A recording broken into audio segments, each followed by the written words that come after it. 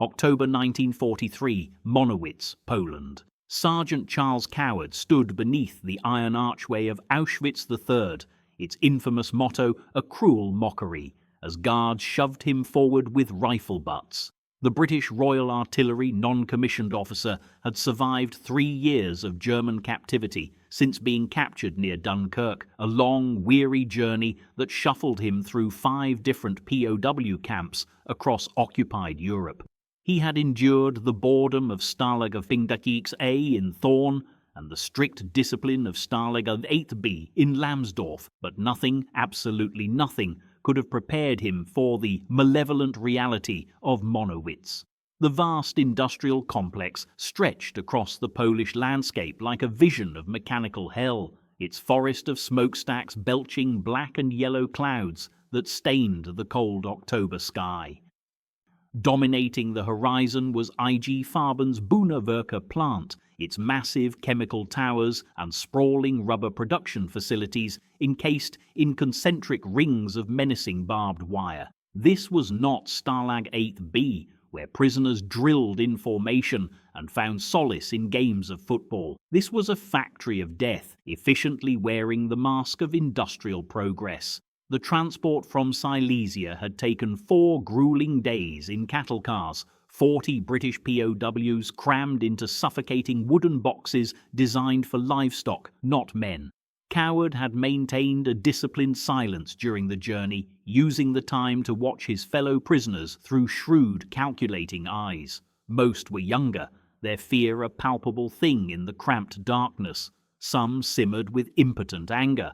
A few, he noted, were already broken by the journey, their spirits crushed before they had even arrived. He memorized faces, assessed physical strengths, and mentally catalogued who might be useful, who might be a liability. The train had stopped twice for brutal inspections, where SS officers prowled the platforms with snarling dogs, while Coward, peering through the slats, studied their routines, their weapons, the precise distances between guard towers.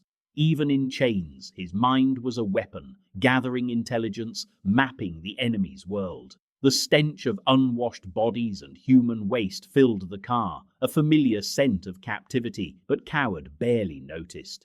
He'd smelled far worse at Thorn, where dysentery rampaged through his barracks and killed 3 men. What held his unwavering attention was the landscape beyond the wooden walls, the increasing frequency of labor camps visible from the tracks, and the terrifyingly systematic nature of the German occupation's infrastructure.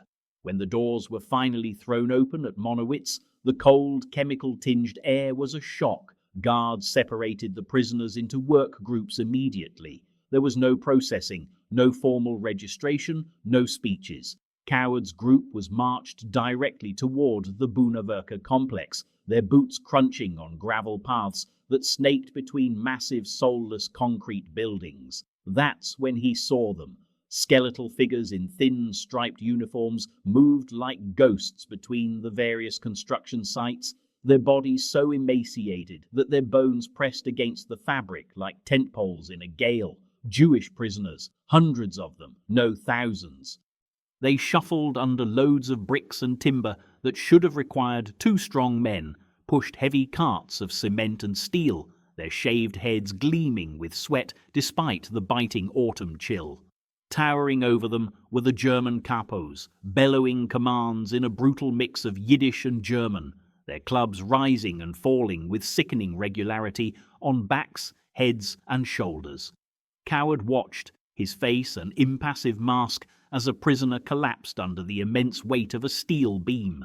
The capo didn't hesitate, simply grabbing the man's leg and dragging him aside like a discarded piece of garbage. No one stopped working. No one even looked.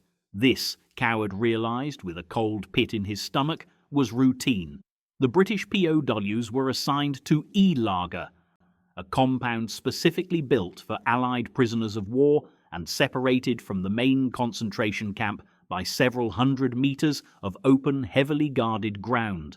The barracks were simple wooden structures, crude but weatherproof, containing tiered bunks and thin mattresses. Compared to what Coward had just witnessed, the striped spectres being brutalized in the mud, it was a palace.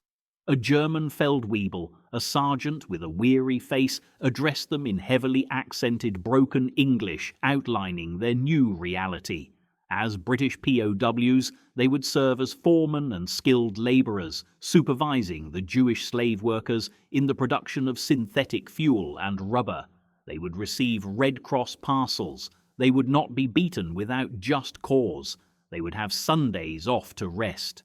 The Geneva Convention, he implied, technically applied to them, though Coward knew from long experience how easily that flimsy protection could evaporate. What struck him wasn't the relative privilege itself, but the insidious purpose behind it. The Germans were cynically using British prisoners to extract maximum productivity from their Jewish slaves while maintaining a veneer of plausible deniability about their treatment.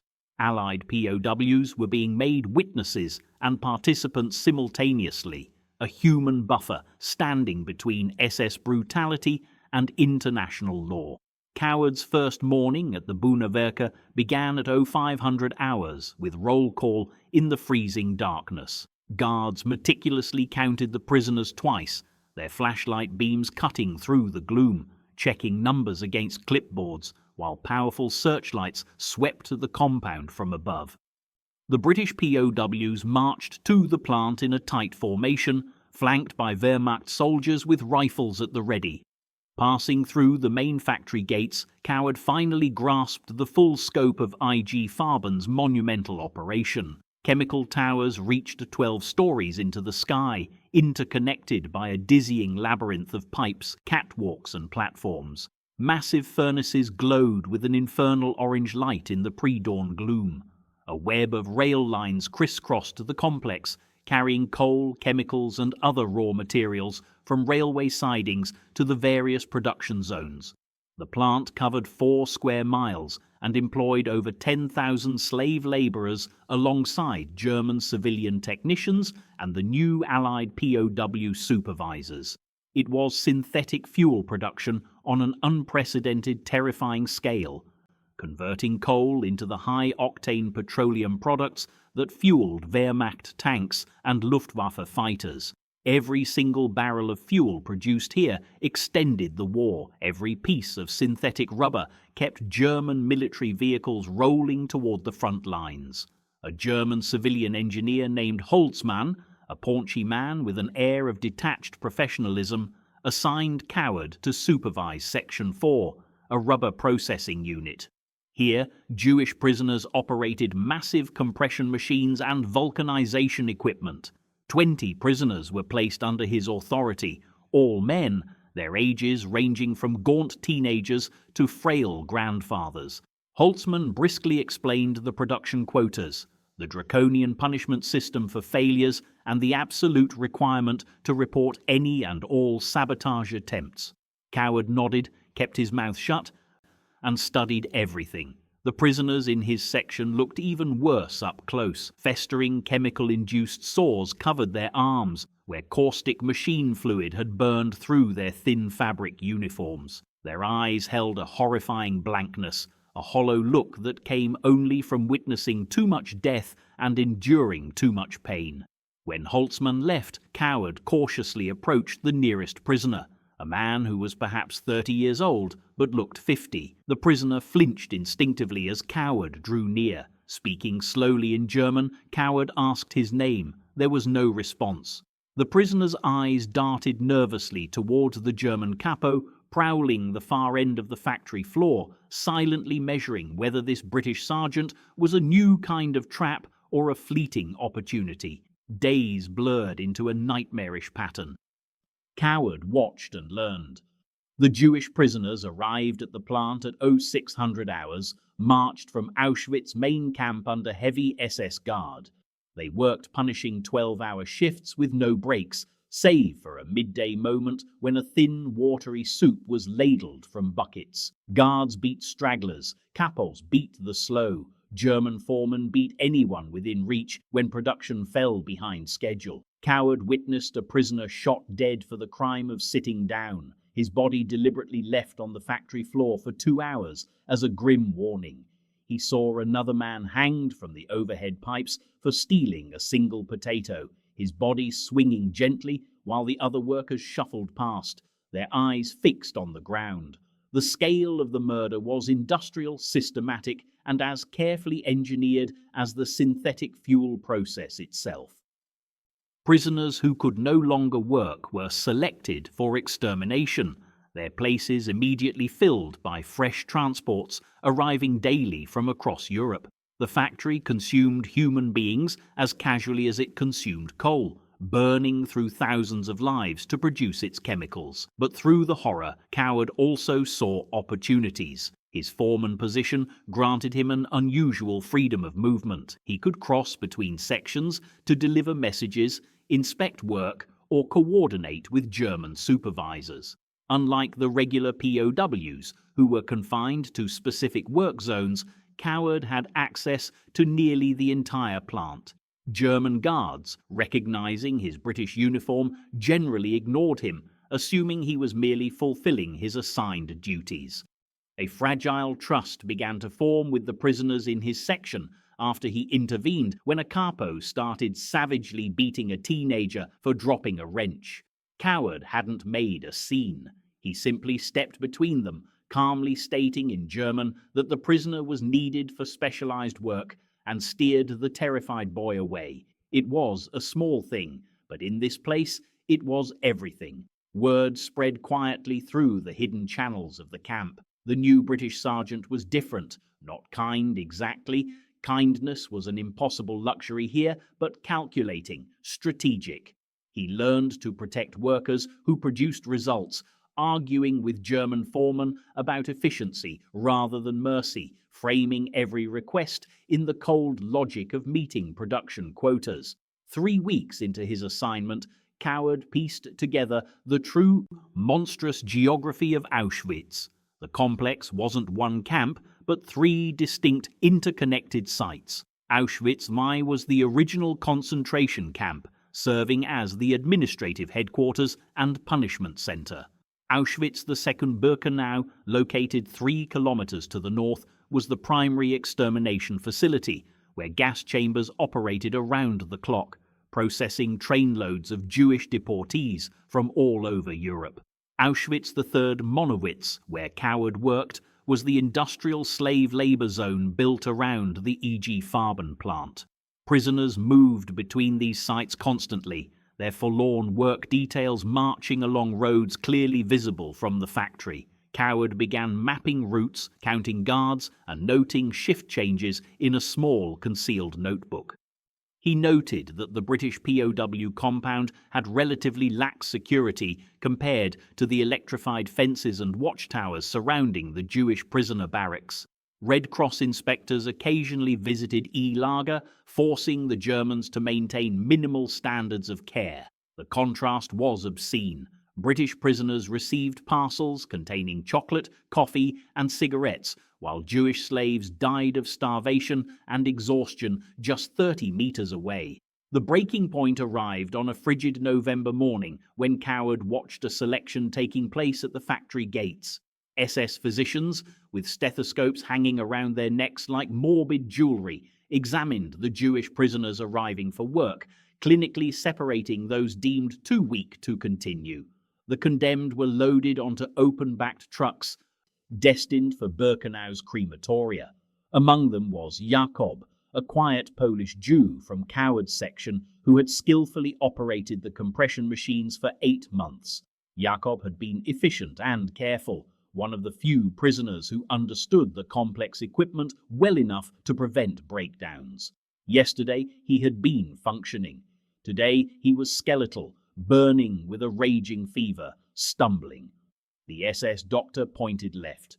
Truck death. Jakob didn't resist. He didn't plead. He simply climbed aboard with a chilling mechanical obedience, sitting among 40 other condemned men, all waiting silently for the engine to start. The truck pulled away. Coward watched it disappear behind the towering factory buildings, heading north toward the columns of greasy smoke that never stopped rising from Birkenau's chimneys. Standing there among the chemical towers and rubber presses, surrounded by the distant screams of capos and the mechanical thunder of production, Sergeant Charles Coward made his decision. He would not merely survive Auschwitz III. He would not simply endure until liberation or repatriation. He would weaponize his position. He would exploit every privilege, manipulate every freedom granted to British POWs under their flimsy Geneva Convention protections. His foreman role gave him access and authority the Germans never intended him to fully utilize. His mobility allowed for reconnaissance they had not anticipated. His relative privilege provided resources, food, cigarettes, medicine, that could be redirected, smuggled, and transformed into instruments of resistance. The Reich's own machinery, its bureaucratic obsession with categories and hierarchies, had created a vulnerability. Coward intended to drive a blade into that gap and twist until something broke. He would sabotage production wherever possible without getting caught. He would steal food and medicine for the Jewish prisoners. He would gather irrefutable evidence of mass murder to smuggle to the outside world. And if chance permitted, he would save lives, smuggling prisoners out of the death factory wearing British uniforms, forging papers and bribing guards with Red Cross cigarettes and chocolate. The Germans had made him a supervisor in their hell. He would become their worst nightmare, a British sergeant who refused to be complicit, who recognized that survival meant resistance and that witnessing atrocity demanded action regardless of personal risk. Every day he remained alive was another opportunity to undermine, to smuggle, to document. Every moment of his privileged freedom was now a weapon. Coward returned to his section, his gaze sweeping over the factory floor, studying the gaps between guard rotations with a cold, fresh purpose. The war inside Auschwitz III had just begun, the compound's hidden network. January 1944, woe 445 hours. Charles Coward pressed his forged work order against the frozen desk in the SS administrative office, watching Oberscharführer Klein's eyes scan the German typescript. The document, a fabrication Coward had typed himself on stolen SS letterhead, authorized a special cement delivery to Monowitz's eastern perimeter. Klein's signature meant 12 Jewish prisoners would leave Auschwitz III alive, hidden beneath 2 tons of cement bags. Coward had requisitioned the bags through legitimate channels, then had them carefully hollowed out and refilled with sawdust. A guard's bayonet inspection 3 nights prior had forced him to abandon the scrap metal method. 2 prisoners had suffocated under the weight before reaching the checkpoint. Their bodies, Coward later learned, were discovered by Ukrainian auxiliary guards and quietly incinerated. No report was filed. The SS preferred avoiding paperwork on security lapses. Klein initialed the form without looking up. Coward's German, perfected over 18 months of captivity, was fluent in the precise bureaucratic phrases that made documents invisible. He had memorized the exact spacing, approved abbreviations, and proper placement of official stamps. The cement truck would arrive at 0600, driven by a Polish civilian, Jerzy Bilecki, whom Coward had recruited through bribes of Red Cross parcels, German cigarettes, and promises of post-war compensation. Bilecki's cousin operated a farm 40 kilometers west, beyond the Sola River, where partisan contacts could provide false papers and transport deeper into occupied Poland. The 12 prisoners, selected by Coward for their language skills, physical condition, and ability to pass as Polish Catholics, were already positioned in the factory's basement coal room, a space he had deliberately flooded 2 weeks earlier and logged as temporarily unsuitable for storage. The 72-hour operation required 18 separate acts of deception. Coward had redirected legitimate cement deliveries to create a regular paper trail. He had cultivated relationships with 3 SS guards through gifts of chocolate and tobacco, establishing himself as a source of small luxuries. He had manipulated work assignments to ensure sympathetic British POWs occupied key sentry posts and filed false injury reports to remove 2 particularly observant capos from the factory floor. Each element demanded perfect timing. The modified cement bags, prepared in a requisitioned warehouse by 2 Jewish carpenters, featured hidden air holes punched through double-layered burlap.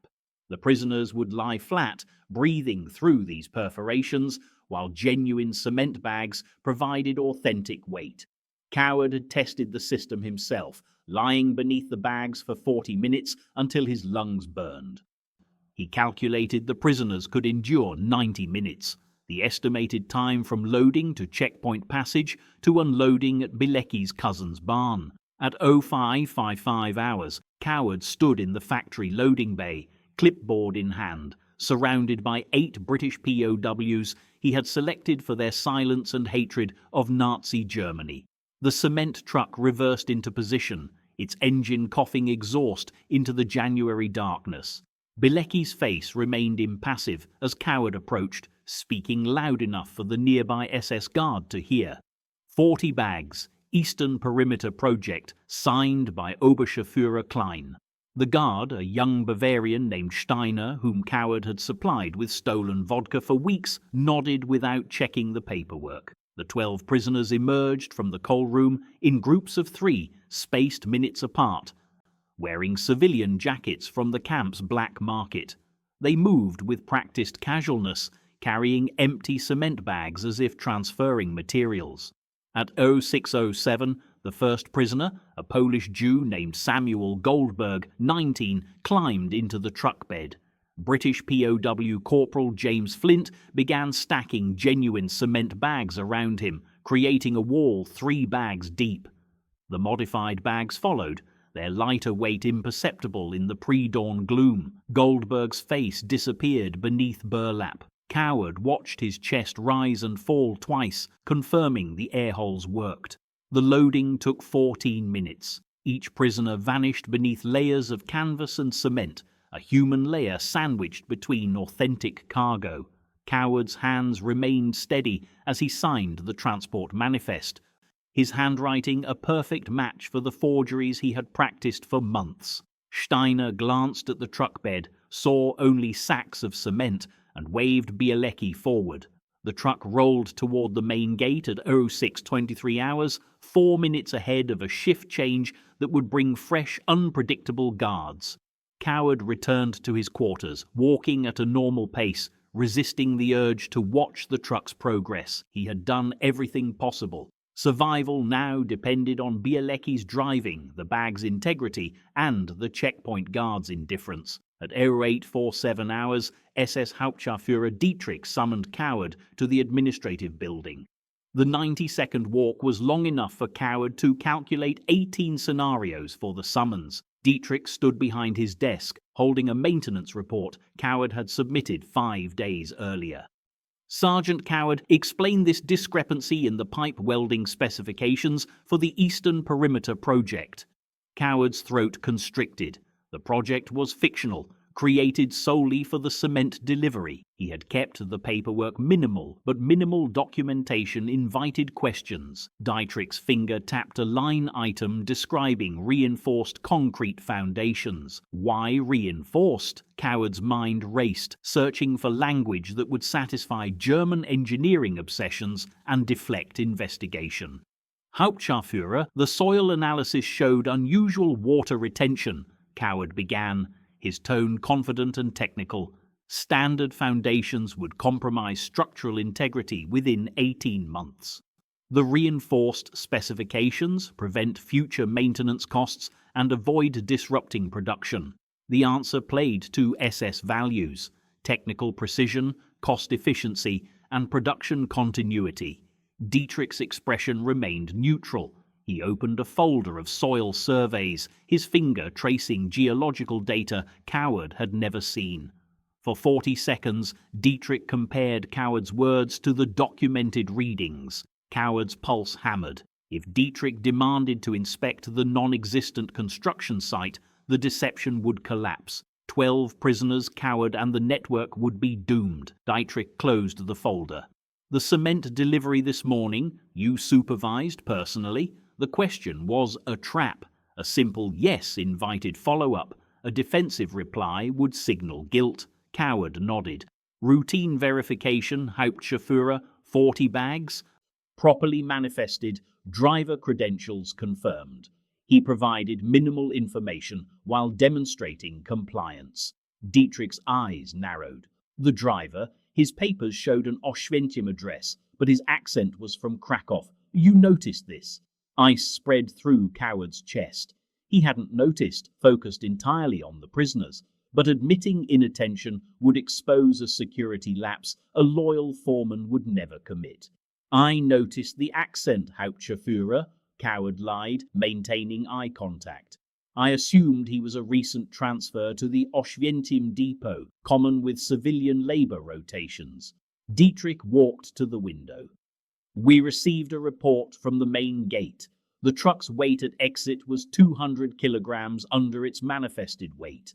200 kilograms, the exact differential from the sawdust-filled bags. Coward's mind calculated his options: claim measurement error, faulty scales, short-weighted deliveries, each held risks. Dietrich turned, studying Coward's face. The driver claimed he removed damaged bags before departing. You authorized this? The question offered a plausible escape, but it meant accepting Bilecki's improvised cover story blind. Hauptchauffeur, I observed the driver removing 3 bags that showed moisture damage, Coward said, committing to the fabrication. The bags were compromised. I authorized their removal to maintain quality standards. Dietrich's expression was unreadable. He consulted the checkpoint guard's incident report. The guard's notes indicate 4 bags were removed, not 3. Which number is accurate, Sergeant Coward? The trap closed. Kowtowing would confirm dishonesty.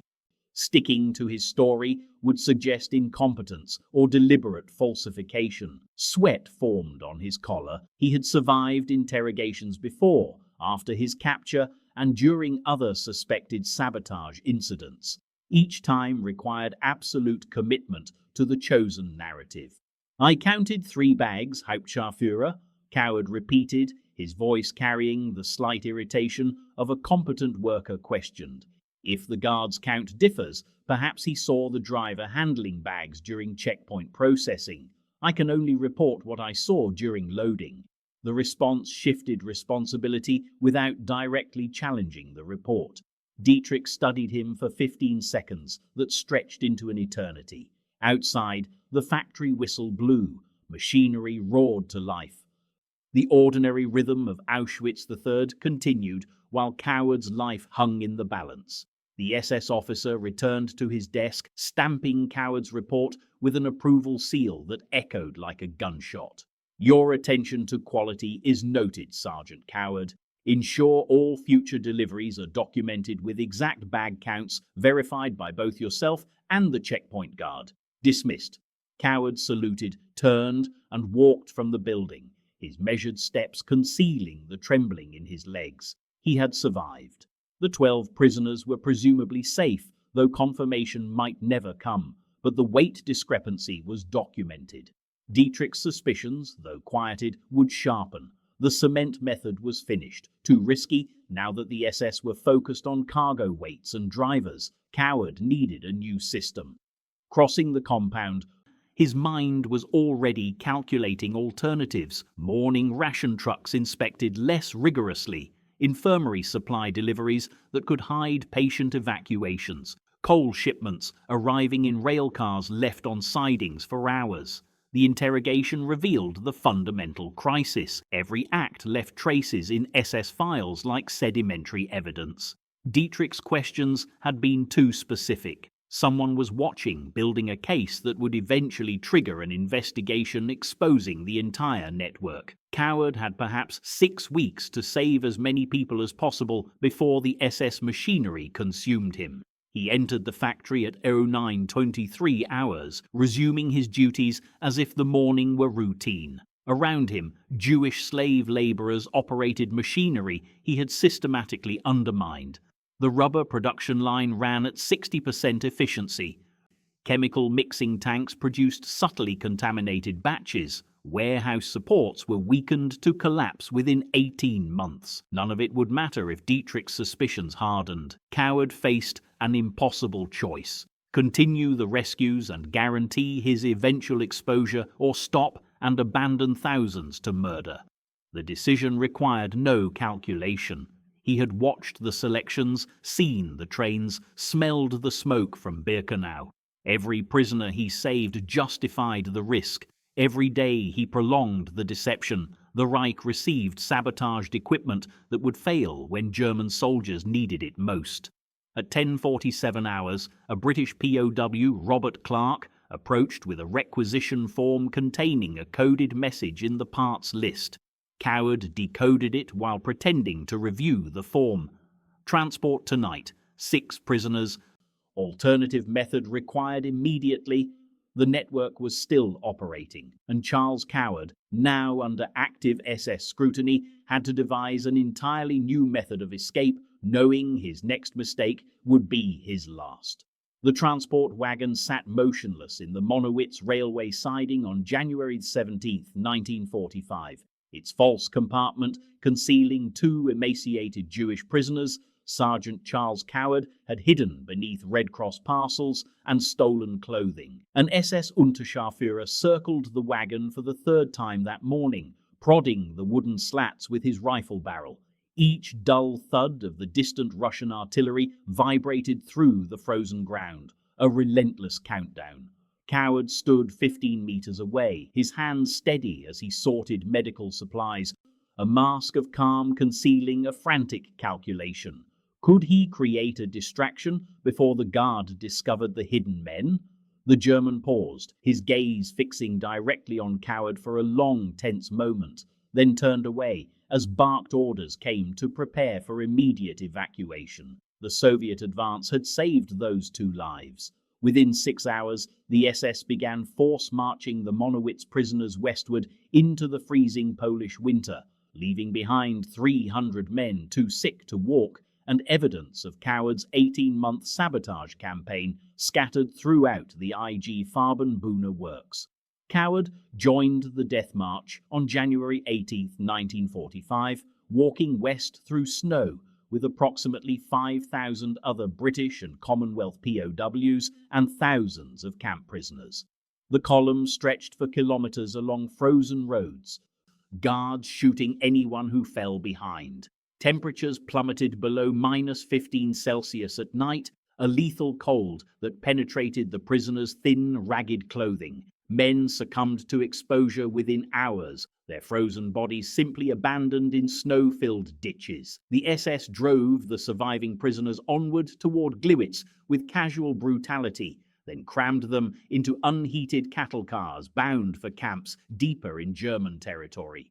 Coward reached Stalag 7, the Moosburg in Bavaria, on February 2, 1945, having survived the journey that killed an estimated 15,000 prisoners from various camps evacuated ahead of Soviet forces. He weighed 43 kilograms, down from his pre-capture weight of 72. His feet bore severe frostbite.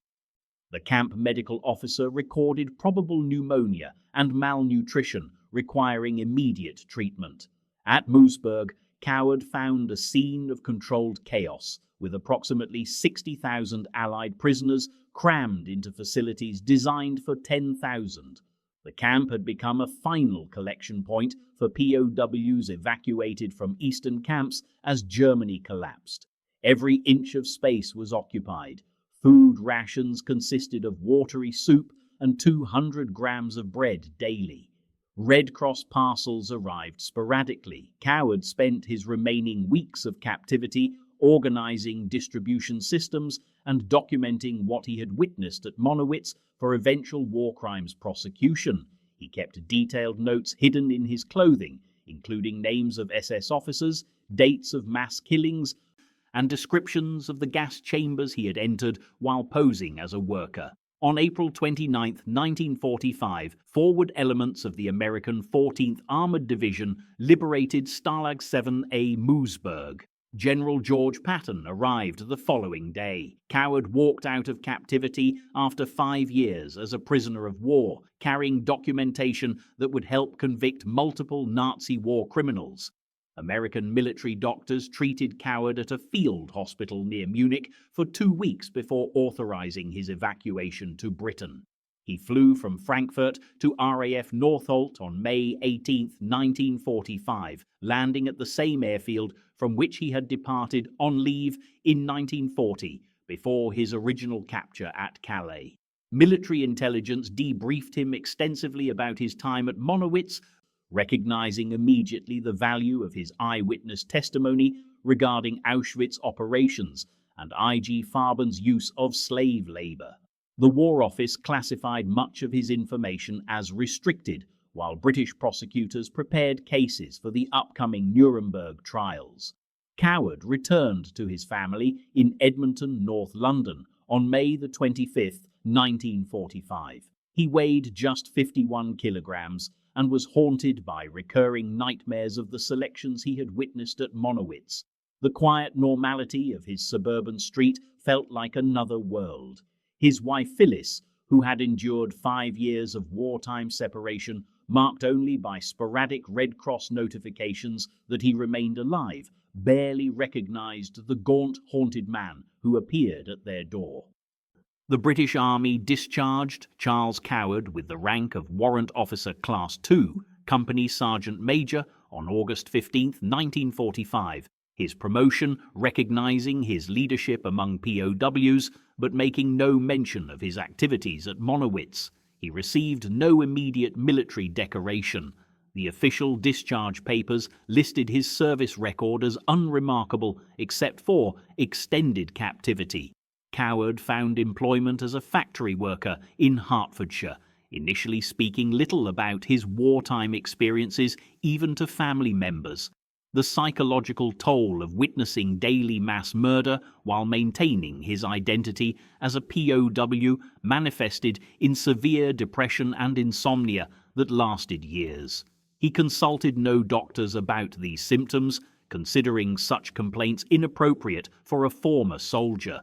In November 1945, the International Military Tribunal at Nuremberg requested Coward's presence as a witness regarding crimes committed at Auschwitz, and specifically the role of IG Farben in utilizing slave labor.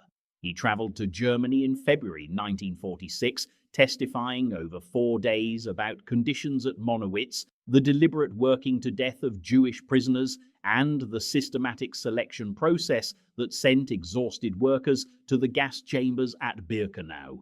His testimony provided crucial evidence about the industrial-scale coordination between German corporations and SS extermination policies.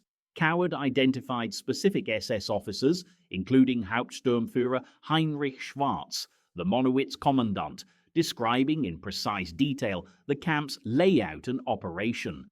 Prosecutors noted his unusual credibility as a British soldier who had observed the camp from inside rather than liberating forces who arrived after evacuation.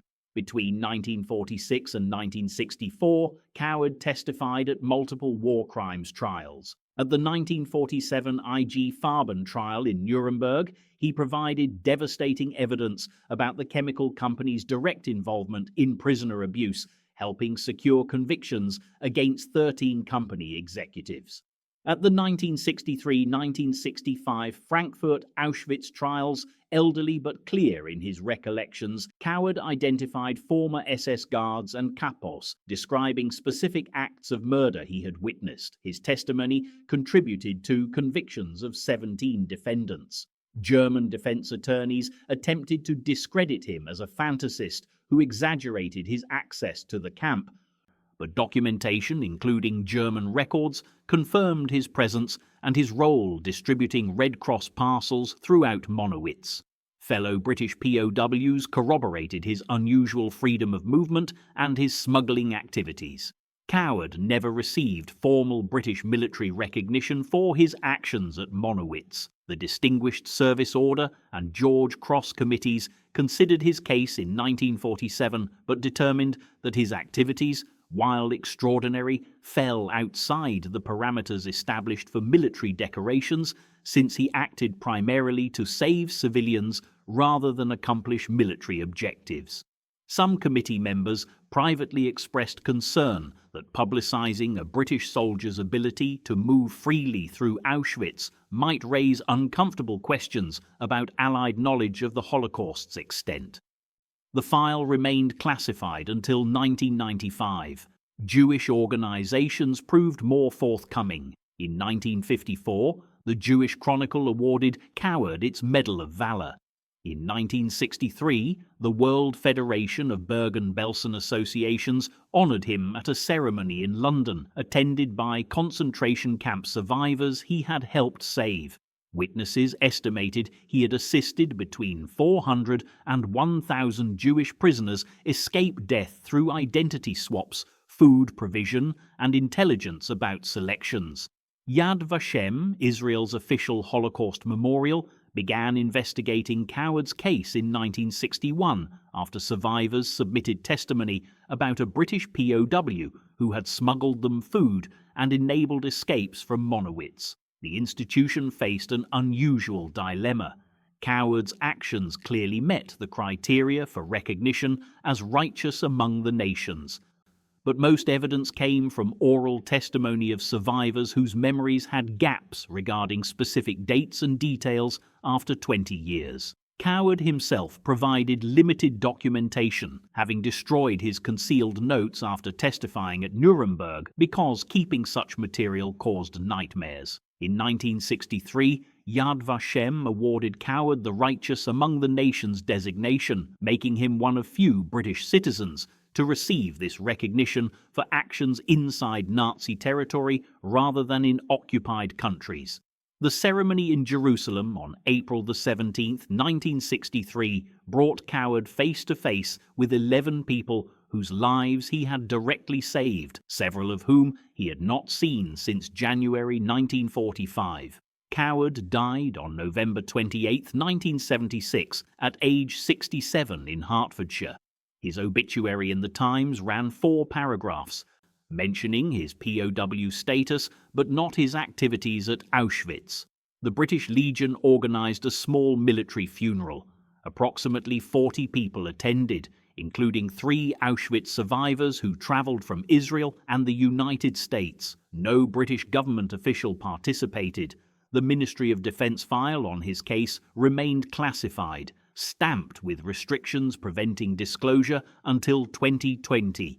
Historians researching Auschwitz in the 1970s and 1980s occasionally encountered references to a British POW named Coward in survivor testimonies and German documents, but limited access to British military records prevented comprehensive research into his activities. The story resurfaced in 1995 when BBC researcher Robert Edwards found Coward's Yad Vashem file while producing a documentary about British POWs.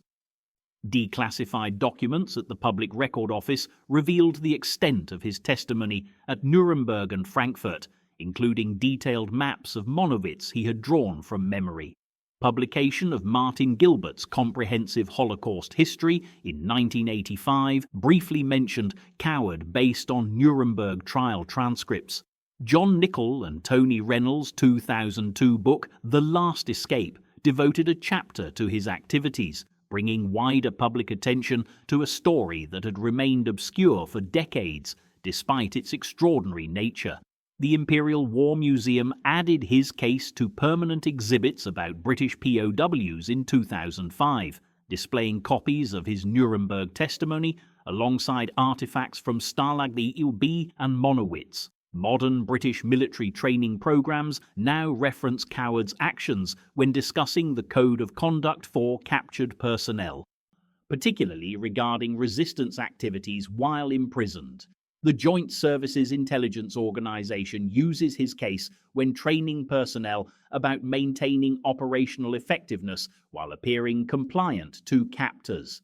However, instructors note carefully that Coward operated in unique circumstances unlikely to recur in modern conflicts, where individual POWs rarely have his freedom of movement or access to civilians requiring rescue. His value as a case study lies more in demonstrating moral courage under extraordinary conditions than in providing replicable tactical lessons.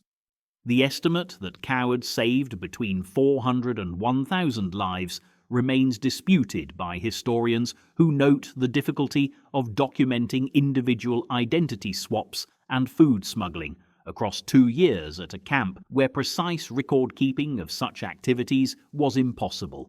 Conservative calculations based on survivor testimony verified by multiple sources suggest a minimum of 200 lives directly saved through identity exchanges, with several hundred more receiving food or medicine that likely prevented death from starvation or disease. The higher estimates include second-order effects of intelligence coward provided about upcoming selections, allowing some prisoners to avoid work details that led to the gas chambers. Regardless of precise numbers, documentary evidence confirms he saved more Jewish lives from inside Auschwitz than any other Allied prisoner of war on record. Charles Coward's story represents a unique intersection of POW resistance and Holocaust rescue that challenges simplified narratives about both topics. He was neither a traditional escapee attempting to return to friendly lines, nor a civilian rescuer working from relative safety outside camp boundaries. Instead, he operated in the impossible middle ground between prisoner and infiltrator, using the marginal privileges of his POW status to undermine the Nazi extermination machine from within its most notorious facility. His ability to maintain this position for 18 months while conducting systematic sabotage and rescue demonstrates an extraordinary combination of courage, intelligence, and calculated risk-taking that military historians consider virtually unprecedented in documented POW history. The fact that he survived and testified remains perhaps as remarkable as the actions themselves, given the SS tendency to execute POWs caught assisting concentration camp prisoners or engaging in sabotage.